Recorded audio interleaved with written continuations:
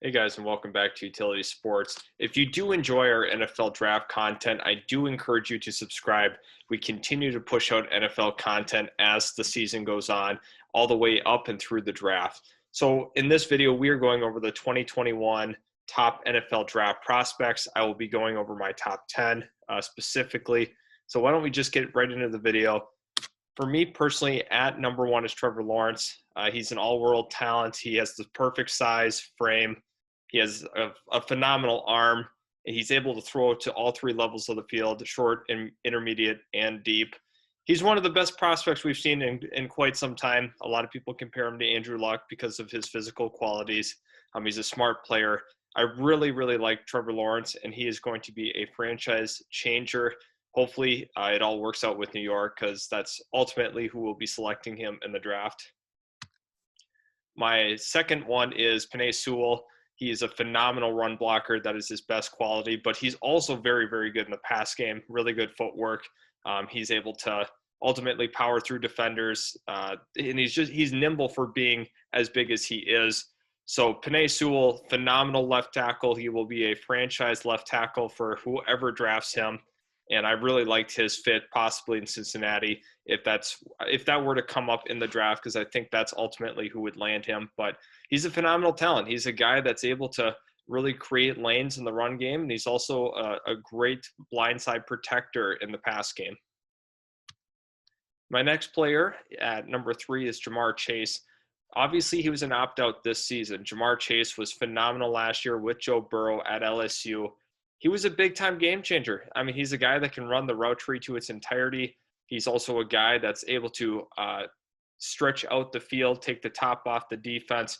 But the important thing for him is it's known that he is not one of those guys with the huge frame, the huge how should I say it? He doesn't have the big frame, but he's not going to be a burner as well. But his biggest quality comes as a route runner, and that's really important for Ja'Marr Chase. He's the best route runner in this class, and he has just been phenomenal so far.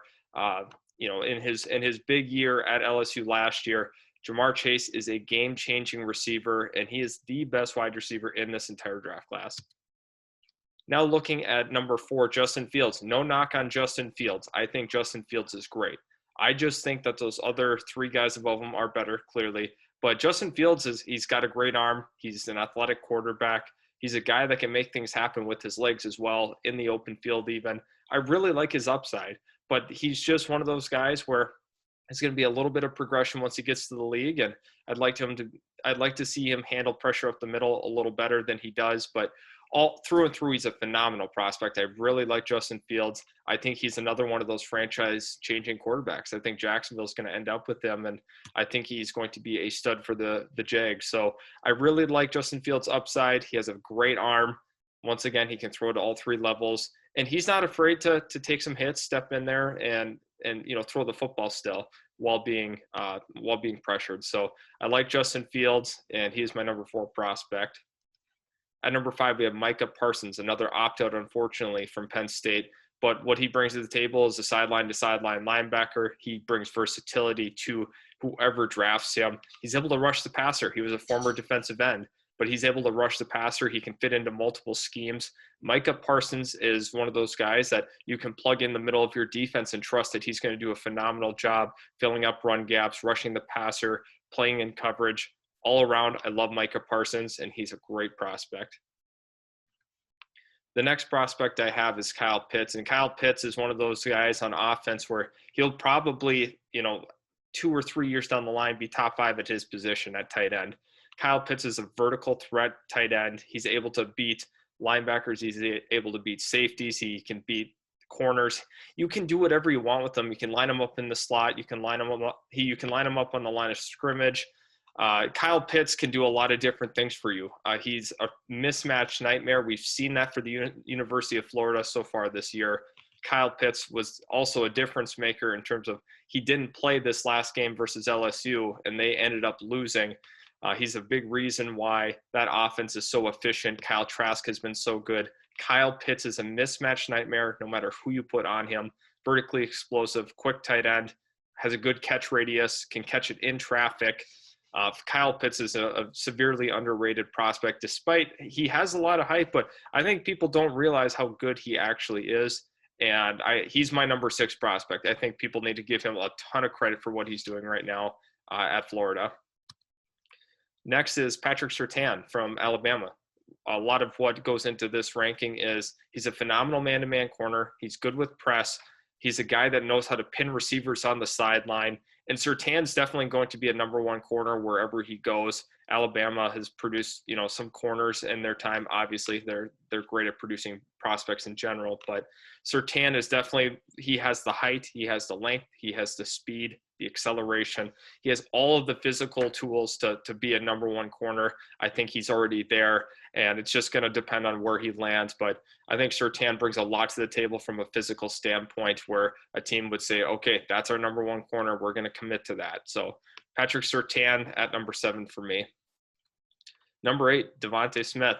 Devonta Smith has shown without Jaylen Waddle in the offense, he can be a number 1 guy. He knows how to run the route tree. He's a phenomenal player. Alabama has been really leaning on him. Mac Jones in particular has been leaning on Devonta Smith, and he's gone off. Like it was incredible against LSU what he was able to do. But this guy is a game changer as well. He could be a number 1 wide receiver for whoever drafts him. A lot of teams are going to be targeting him, in the early teens, possibly top 10. I mean, his stock is rising quickly. Devonta Smith, great prospect. Number 9, Gregory Rousseau. A lot about the size, the physicality of him, the ability to defend the run, but also to rush the passer. He could be a double-digit sack guy once he gets into the league. Gregory Rousseau is definitely a prospect that people are going to be drooling over because of his physical stature, his ability to bull rush, his ability to be a power pass rusher, and he is a physically imposing defensive end for Miami. And I expect a team in the top 10 to jump all over it because there's a couple pass rusher needy teams in that top 10 area, like the Chargers and the Falcons. And Gregory Rousseau is a very, very talented prospect, and there's a lot more room for growth. He can really refine his game, his pass rushing skills. I think Gregory Rousseau is a phenomenal prospect, and people are going to start seeing, at the combine and what have you, he is going to wow you physically. So Gregory Rousseau at number 9 for me.